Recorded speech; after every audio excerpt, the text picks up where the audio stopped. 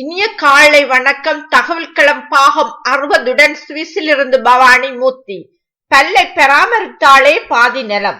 ஒரு குதிரையை பார்த்து அது நல்ல உயர்ந்த ஜாதி குதிரையா என்பதை பரிசோதிக்க வேண்டுமாயின் மிருக வைத்தியர்கள் அதன் பல்லை பிடித்து தட்டி பார்ப்பார்கள். பல் வளமாக இருந்தால் அது ஒரு ஆரோக்கியமான குதிரை என்ற முடிவிற்கு அவர்கள் வருவார்கள். அது போன்றே மனிதர்களும் ஆரோக்கியமாக இருக்கின்றார்களா என்பதை பரிசோதிக்கும் போது முதலில் அவனது பற்களை பரிசோதித்து பார்க்க வேண்டும். பற்கள் சொத்தை பிடித்திருந்தால் அல்லது பற்களில் ஓட்டை விழுந்திருந்தால் அல்லது பல் முரசுகள் தேய்ந்திருந்தால் அந்த மனிதன் ஆரோக்கியமான மனிதனாக மட்டுமன்றி சுத்தமான மனிதனாகவும் இருக்க முடியாது. மேலும் நோயுள்ள பற்களை உடைய மனிதனுக்கு வயிற்று நோய், தலைவலி, உடல் அசதி, உணவு ஜீரணிக்காத தன்மை போன்ற பல நோய்கள் இருக்கும். இதனால் தான் மேற்கத்திய நாடுகளில் பிள்ளைகளுக்கும் பெரியவர்களுக்கும் அவர்கள் உடல் நலத்தை பரிசோதிக்கும் போது பற்களையும் மிக கவனமாக பரிசோதித்து பார்ப்பார்கள். அத்துடன் பற்களில் நோய் ஏற்பட்டு அவைகளை பிடுங்கி எடுத்து மாற்றும் போது பற்கள் மட்டுமல்ல முக அழகும் சேர்ந்து பாதிக்கப்படுகிறது. அதனால் பற்களை பாதுகாத்து பராமரிப்பதில் இப்போது அதிக விழிப்புணர்வு ஏற்பட்டிருக்கிறது. இந்நிலையில் பற்களை பற்றிய கொஞ்சம் அறிந்து கொள்ள வேண்டிய தகவல்கள்.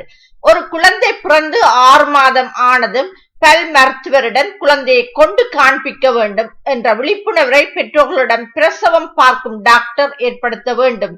காரணம், குழந்தைகளுக்கு 6 மாதத்துக்கு பிறகுதான் பற்கள் முளைக்கும். அந்த பருவத்தில் குழந்தைகள் பாலை குடிப்பதும் உறங்குவதுமாகத்தான் இருப்பார்கள். சில குழந்தைகள் பாலை முழுவதும் விழுங்காமல் வாயில் வைத்துக் கொண்டே உறங்கிவிடும். இதனால் அந்த குழந்தையின் பற்கள் முளைக்கும் போதே சொத்தை பல்லாக முளைக்கும். மேலும் ஈர்களும் பலம் இழந்துவிடும் அபாயம் உண்டு. அதனால் பல் முளைக்கின்ற பருவத்திலேயே அருகில் இருக்கும் பல் மருத்துவரை அணுகி குழந்தையின் பற்களும் ஈர்களும் எப்படி இருக்கிறது என்பதனை ஆராய்ந்து கொள்ள வேண்டும்.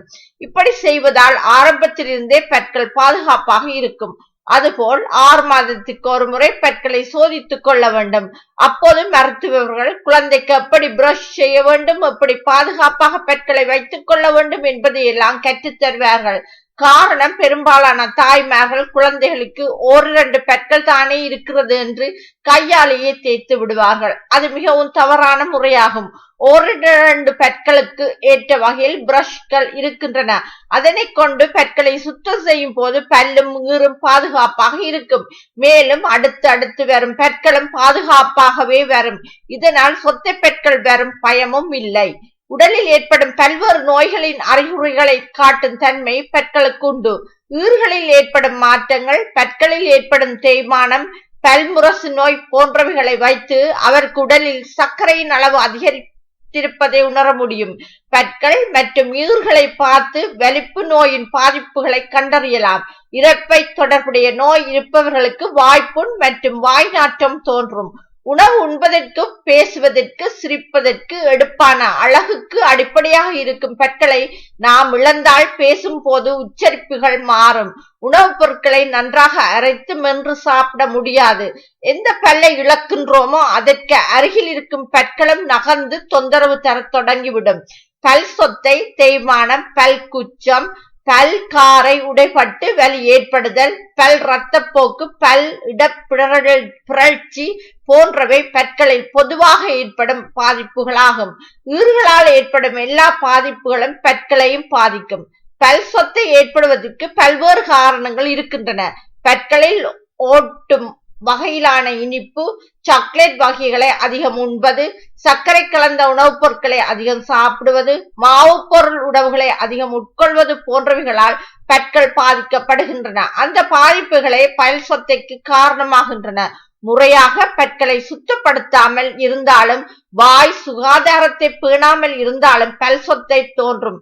வாயில் ஏற்படும் வறட்சி மற்றும் பல் சொத்தைக்கு காரணமாகும். இன்றைய காலகட்டத்தில் பெரியவர்களும் சொத்தை பல் இருக்கிறது என்று தெரிந்தாலும் அதனை ஆரம்பத்திலேயே கவனித்துக் கொள்வதில்லை. இதனால் சிறிய அளவில் இருக்கும் பாக்டீரியாக்கள் பற்களுக்குள் இருக்கும் சொத்தையே ஆகாரமாக கொண்டு நாளடைவில் பற்களின் நரம்புகள் வரை சென்று பல்லை அழித்து விடுகிறது.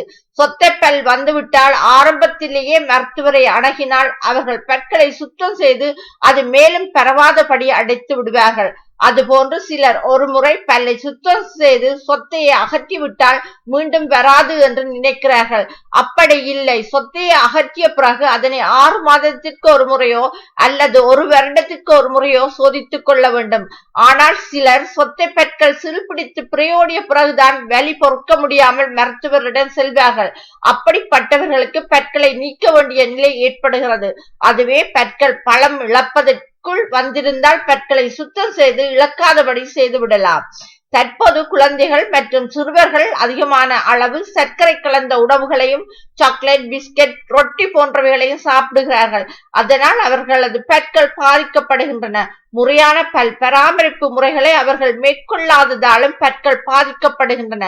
பற்களை காலை எழுந்தவுடனும் இரவில் தூங்க செல்வதற்கு முன்பும் துலக்கும் பழக்கத்தை ஏற்படுத்திக் கொண்டால் பெரும்பாலும் பல் பாதிப்புகள் தோன்றாது. கர்ப்ப காலத்தில் பெண்கள் பல் மற்றும் ஈறுகளை பராமரிப்பதில் மிகுந்த அக்கறை செலுத்த வேண்டும்.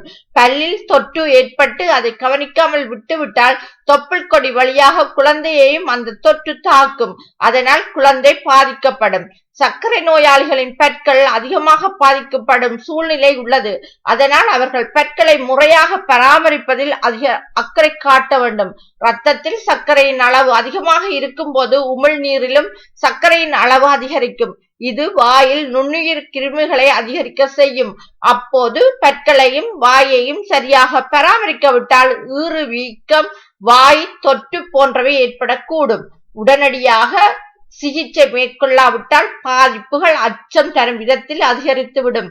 அதனால் எப்போதும் சர்க்கரையின் அளவை இயல்பாக வைத்திருப்பது நல்லது. சுத்தம் சுகம் தரும். நன்றி, வணக்கம்.